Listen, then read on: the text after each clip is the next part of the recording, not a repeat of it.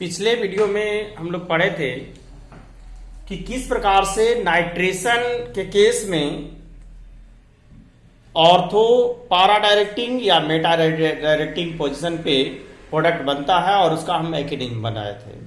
दो केसेस देखे थे, एक फिनॉल का केस और एनिलीन का केस, जिसमें हम लोग ये देखें कि इसका 2,4,6 ट्राई नाइट्रोफिनॉल बन जा रहा है, जिसको पिक्रिक एसिड भी कहते हैं या टीएनपी, और यहां पर बन रहा है कौन कैसे ये और पारा डायरेक्टिंग, मेटा डायरेक्टिंग और ऑर्थो डायरेक्टिंग। इसमें तीनों प्रोडक्ट बनता है।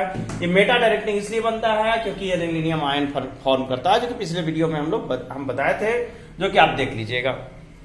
अब हम लोग ये देखते हैं कि किस प्रकार से इसको प्रोटेक्ट किया जाता है, कैसे हम लोग पारा डायरेक्टिंग या पारा ऑर्थो डायरेक्टिंग प्रोडक्ट बनाते हैं सेपरेटली। तो हम लोग ये देखते हैं, सबसे पहले हम लोग देखेंगे एनिलीन का कि किस प्रकार से एनिलीन को हम लोग प्रोटेक्ट करते हैं। तो एनिलीन को प्रोटेक्ट करने के लिए यहां पर देखिए KNH2 है और इसको करवा देंगे acetylation, CH3 double bond OH, ये है एक मिनट Cl, इसको कहते हैं एसिटाइल क्लोराइड। एसिटाइल क्लोराइड से एसिटाइलेशन करवा देंगे तो यहां से H और यहां से Cl अलग हो जाएगा और बन जाएगा product NHC double bond OCH3, जिसका नाम है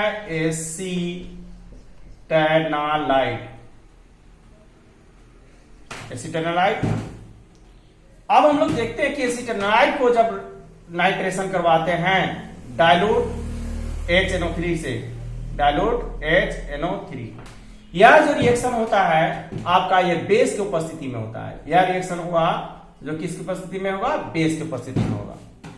तो ध्यान रखिएगा, डाइल्यूट HNO3 का अगर रिएक्शन करवाएंगे तब यह बनाएगा मेजर प्रोडक्ट के रूप में, यहां पर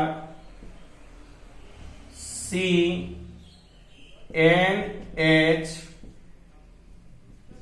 डबल बॉन्ड OCH3 और मेजर प्रोडक्ट के रूप में NO2 जुड़ेगा, इसको कह देंगे पारा एसिटेनालाइट,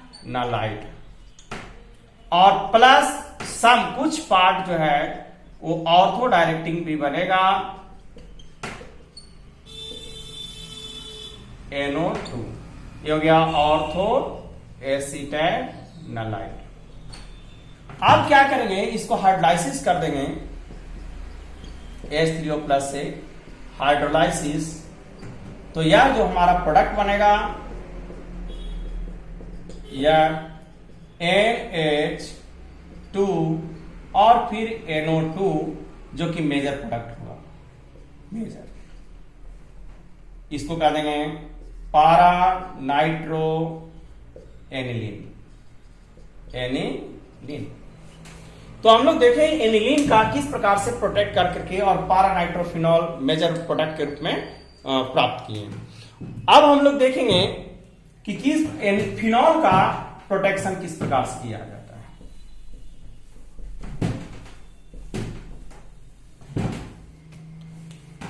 फिनॉल का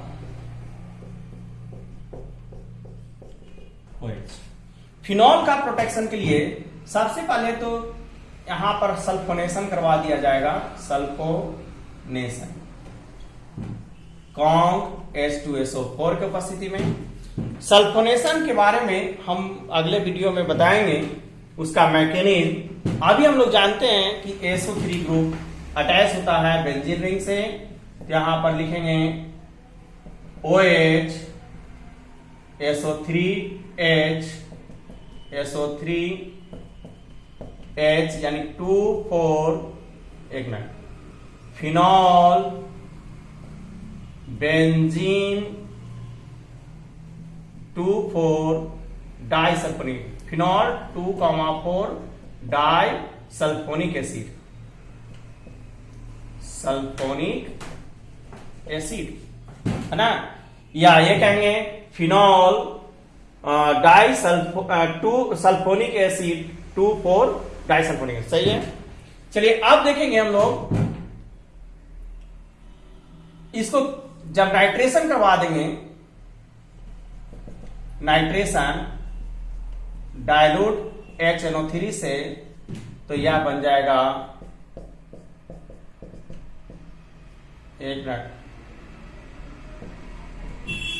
तो यह बनेगा OH NO2 NO2 और फिर NO2 2 4 पिक्रिक एसिड।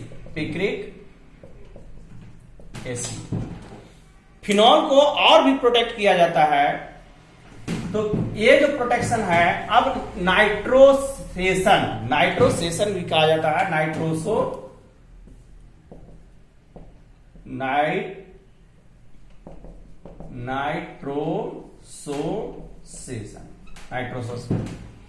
अब इसमें क्या होता है कि देख लीजिए कि यहां पर HNO2 के साथ रिएक्शन करवाया जाता है। HNO2 कैसे प्राप्त होता है? NaNO2 और प्लस HCl, एक आइस कोल्ड सॉल्यूशन रहेगा, आइस कोल्ड सॉल्यूशन। तब क्या होगा? पारा डायरेक्टिंग एनो ग्रुप यानी कि नाइट्रोसो ग्रुप जुड़ेगा, और पारा डायरेक्टिंग नाइट्रोसो ग्रुप जुड़ेगा, और फिर इसके बाद फिर ऑक्सीडेशन करवा देंगे, ऑक्सीडेशन HNO3 के साथ, डायलूट HNO3 के साथ, तो यह बन जाएगा OH और NO2, जो कि पारा डायरेक्टिंग सिर्फ बनेगा, पारा नाइट्रोफिनॉल, और ये हो गया पारा नाइट्रोसोफिनॉल। तो हम लोग देखें कि किस प्रकार से इसको प्रोटेक्ट कर रहे हैं। एक और देखते हैं फिनॉल का प्रोटेक्शन, कि हम लोग देखते हैं ऑर्थो एंड पारा डायरेक्टिंग सिर्फ बनता है, तो अगर डाइल्यूट HNO3 रखते हैं डायरेक्ट फिनॉल में, फिनॉल के साथ डाइल्यूट HNO3 का रिएक्शन करवाते हैं, डाइल्यूट HNO3 का अगर रिएक्शन करवाते हैं, तब क्या होता है? तब यह दो प्रोडक्ट बनाता है, एक ऑर्थो डायरेक्टिंग और एक पारा डायरेक्टिंग, NO2 पारा नाइट्रोफिनॉल, और दूसरा बनाता है ऑर्थो डायरेक्टिंग OH NO,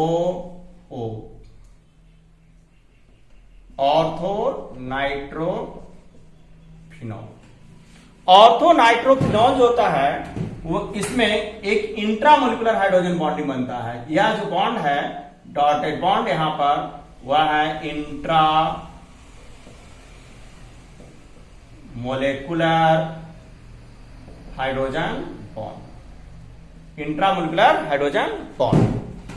यहां पर ये देखते हैं कि पारा डायरेक्टिंग में क्या होता है कि इंटरमोलिकुलर हाइड्रोजन बॉन्ड बनाएगा, इसमें बनाएगा inter molecular H bond, hydrogen bond, जिसके चलते इसका बॉइलिंग पॉइंट जो है, बॉइलिंग पॉइंट इसका हाई हो जाएगा और इसका बॉइलिंग पॉइंट जो है लो होगा।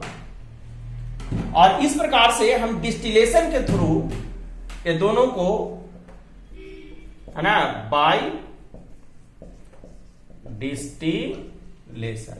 डिस्टिलेशन के थ्रू ये दोनों को हम क्या कर सकते हैं? डिफरेंशिएट कर सकते हैं, अलग कर सकते हैं। तो देखिए किस प्रकार से बनाता है नाइट्रोफिनॉल पारा डायरेक्टिंग, जो कि इंटरमोलिकुलर हाइड्रोजन बॉन्ड, यहां हो गया OH N double bond O, फिर H O,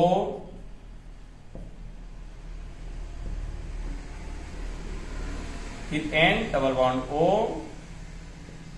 यहां पर हाइड्रोजन बॉन्ड। ये जो बॉन्ड हुआ इंटरमोलिकुलर हाइड्रोजन बॉन्ड, इसको कह देंगे इंटर मोलिकुलर H बॉन्ड। तो हम लोग देखें कि किस प्रकार से इंटरमोलिकुलर हाइड्रोजन बॉन्ड बनने की वजह से इसका बॉइलिंग पॉइंट जो है वो हाई हो जा रहा है, क्योंकि मॉलिक्यूल्स जो है आपस में जुड़ जाएगा, और मॉलिक्यूल्स आपस में जुड़ जाएगा तो इसका क्या होगा, नजदीक क्लोज हो जाएगा तो इसको वोलाटाइल करने में, वेपर बनाने में एक डिफिकल्टी होगा, इसका डिसोसिएशन एनर्जी बढ़ जाएगा, जिसके वजह से यह लेस वोलाटाइल होगा। लेस वोलाटाइल होगा तो यहां पर क्या होगा कि लेस वोलाटाइल होने की वजह से, और ये